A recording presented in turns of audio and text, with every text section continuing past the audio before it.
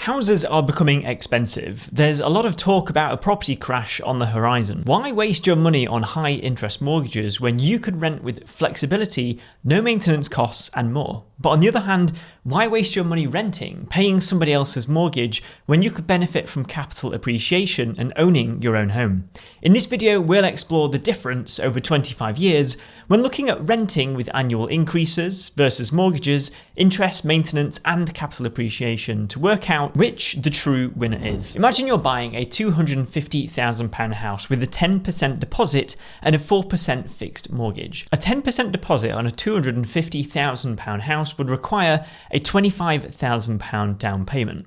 Now, let's look at the monthly mortgage costs. Using a mortgage calculator, a 4% fixed mortgage rate on a £225,000 loan after the 25k deposit over a 25-year period would result in monthly payments of approximately £1,169 a month. Next is maintenance. Let's assume an annual property maintenance budget of £5,000 a year or approximately £416 a month. The big difference here is that when owning a property, you need to factor in the fact that you need to maintain the property. If anything breaks, you need to pay for it. So let's calculate the total interest paid over the mortgage term. Now, this is known as an amortization schedule. An amortization schedule breaks down each mortgage payment into principal and interest components. So if your mortgage is £1,000 a month, part of that is interest, part of that is capital on the mortgage that is your cash. When you have a mortgage, over time, when you're a first-time buyer, you'll end up paying more interest and less capital repayment in your total monthly amount. But as time goes on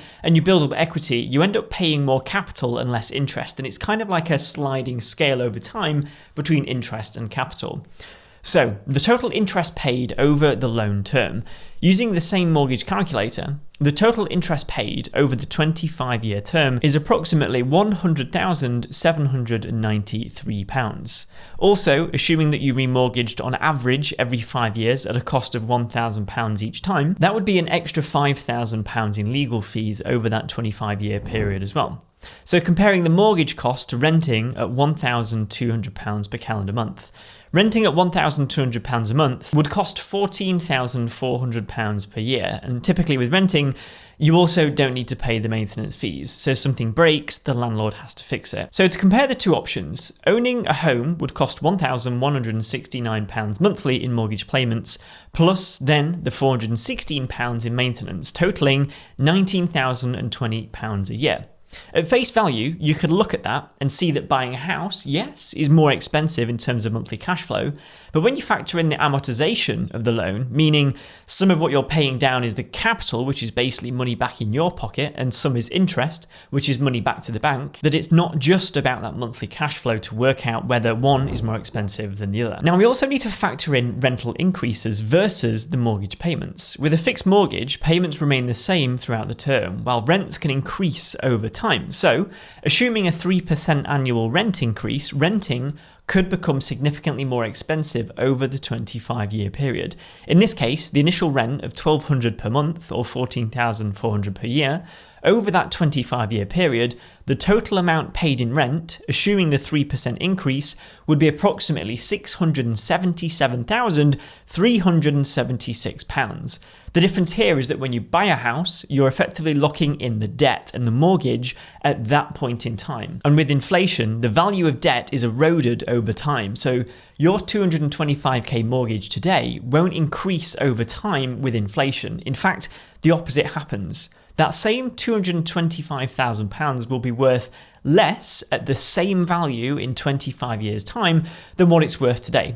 Just think about it. 25 years ago, £20,000 was a lot of money. These days, it isn't as much because of inflation, wage increases, and the value of money. So let's start comparing the two and bringing this to a head. So, to compare the 25-year cost of a mortgage versus renting, let's first summarize the costs associated with each option. So firstly, if you buy a house, you pay the £25,000 at the very beginning, which is your cash. You then pay £19,028 every year for 25 years in mortgage payments and maintenance costs. Some of that is interest, some of that is capital back in your pocket. You also pay £5,000 in legal fees over those 25 years, remortgaging onto similar interest rates over time. Now, I've tried to average this to give it some kind of fair resemblance. In total, you pay £480,700 over those 25 years, and the house becomes worth £666,450 at a rate of 4% capital growth a year.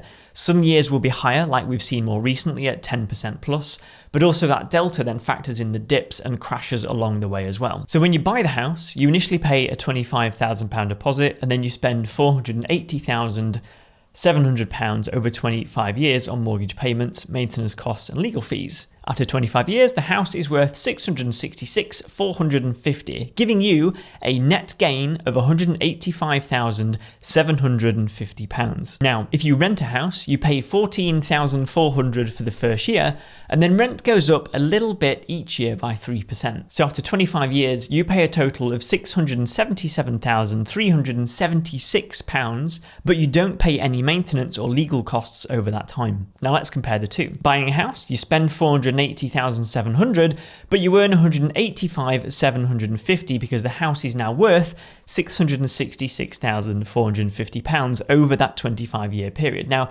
that might not seem believable right now that the house could be worth that much, but just look at what's happened to house prices over the past 25 years. When you look at that in perspective, it actually seems quite reasonable when you factor in house price growth and the fact that the value of money goes down over time with inflation. Whereas with renting, you spend £677,000 and don't earn any money from capital appreciation. So to summarise that, it's better to buy a house because you spend less money and you've earned £185,750 after those 25 years. But of course, there are a few factors to consider when choosing between buying and renting. Firstly is job stability and income growth. Now, buying a home is a long-term financial commitment, and it's essential to consider your job stability and potential income over this time. Now, renting might be the better option if there's uncertainty in your career or financial situation. Secondly is family and lifestyle needs. Now, your family situation and lifestyle can also affect your decision. If you require more flexibility for relocation, renting might be more suitable. But on the other hand, buying a home might be more appealing if you have a growing family or want to put down roots somewhere. Next is that moving home is expensive. Of course, I haven't covered it all here, but if you needed to upsize, then you need to pay more legal fees, moving costs, estate agent fees, new mortgages. The list goes on, which I haven't really factored into any of these figures. Next is flexibility. Renting gives you more flexibility than buying. If you need something temporary, then naturally renting is better. Even if more expensive monthly, this really only applies if you're looking at a long-term view. Next is creative control. Now, owning your own home means that you can paint walls, you can decorate, you can change things, you can extend in the future, you can landscape the garden, and basically do whatever you want or need to the house. Whereas with renting, you don't have as much flexibility. And next is equity. With renting, you won't build equity over time, but with buying a house, you'll both be paying down your mortgage balance by paying off the principal, but you'll also benefit from the capital appreciation of the property price as well. And this is the main reason why buying a house ends up better over 25 years.